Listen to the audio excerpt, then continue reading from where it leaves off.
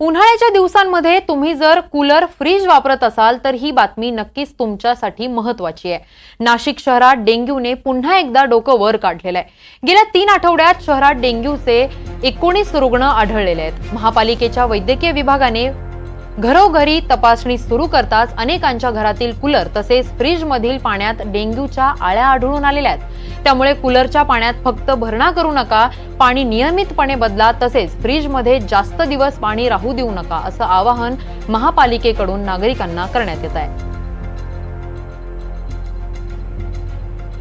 महापालिकेचे वैद्यकीय अधिकारी नितीन रावते यांच्याशी बातचीत केली आहे आमचे प्रतिनिधी प्रांजल कुलकर्णी यांनी।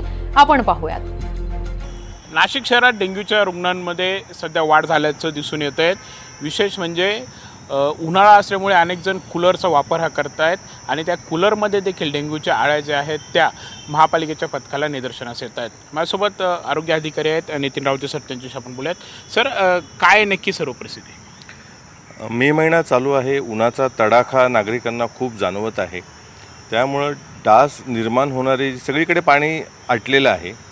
सार्वजनिक ठिकाणी कुठेही डास उत्पत्ती स्थानं आढळून येत नाही आहेत, पण नागरिकांच्या घरामध्ये जिथे आता कूलरचा वापर जास्त प्रमाणात सुरू झालेला आहे किंवा जिथे कुठे शोभिवंत झाडे ठेवलेले आहेत, पक्ष्यांना पिण्यासाठी पाणी ठेवलं जातं, अशा ठिकाणी आपल्याला डासांच्या अळ्यांची उत्पत्ती स्थाने आढळून येत आहेत। बरं, आतापर्यंत सर किती घटना अशा समोर आल्या, किती ठिकाणी असं?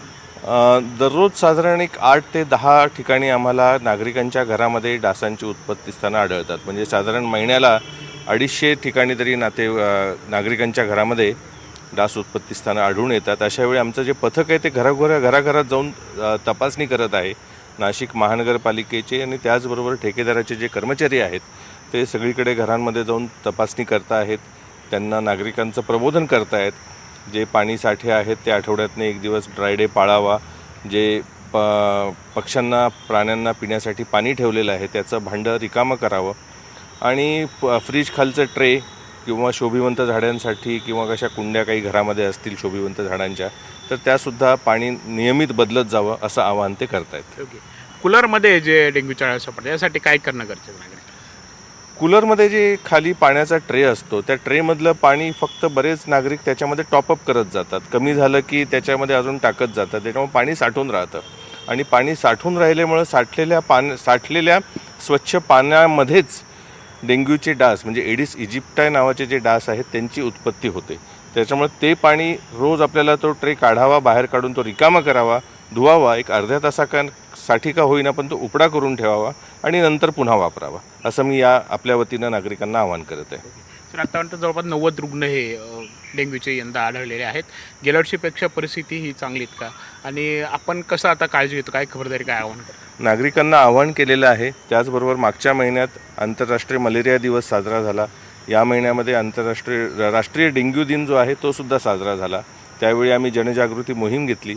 माननीय आपल्या अतिरिक्त आयुक्त मॅडम झगडे मॅडमसुद्धा त्या कार्यक्रमाला उपस्थित होत्या आणि सिव्हिल हॉस्पिटल आणि नाशिक महानगरपालिका म्हणजे जिल्हा प्रशासन आणि महानगरपालिका प्रशासन यांनी संयुक्तपणे नागरिकांसाठी जनजागृती आणि प्रबोधनपर कार्यक्रम आणि प्रत्येक विभागामध्ये रॅली काढून नागरिकांची जनजागृती यासाठी केलेली आहे।